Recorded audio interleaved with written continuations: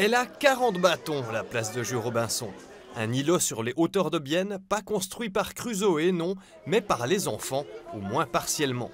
Blaise Munier est l'un des 2 co-responsables au four et au moulin ce samedi pour honorer cet anniversaire.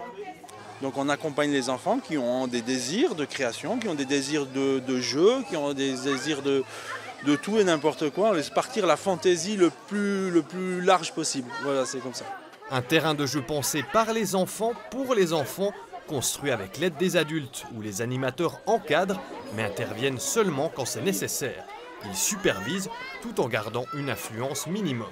C'est clair, après les enfants ils voient aussi leurs limites. Ah, j'ai mon grand projet, je vais faire une grande cabane, je vais la construire une journée. C'est pas toujours comme ça, des fois. Là, on a eu des enfants, ils ont construit une cabane, il leur a fallu 5 ans pour qu'elle soit finie. Et cette cabane restera habitée pendant au moins 4 ans. C'est la durée du contrat de prestation reconclu avec les autorités cette année. Elle a eu chaud, la place Robinson, à cause du budget mal en point de la ville de Bienne. L'histoire entre la ville et la place Robinson ne date pas d'hier. Hans Wüttrich, le premier responsable de la place de jeu, se souvient du jour où la ville a accordé le terrain pour ce projet, et même d'avant. Angefangen hat die ganze Geschichte etwa Ende 70er Jahre, Anfang 80er Jahre. Toute l'histoire a commencé durant les années 70, au début des années 80.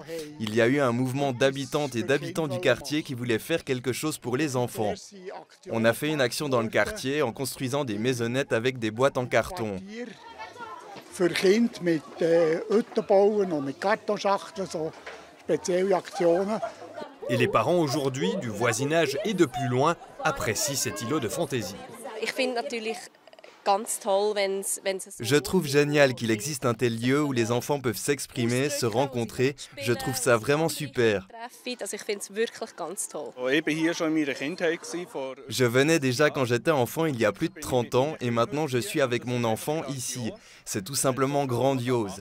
Il y a tellement de choses qu'on peut faire, bricoler. Maintenant, mon fils regarde la pièce de théâtre.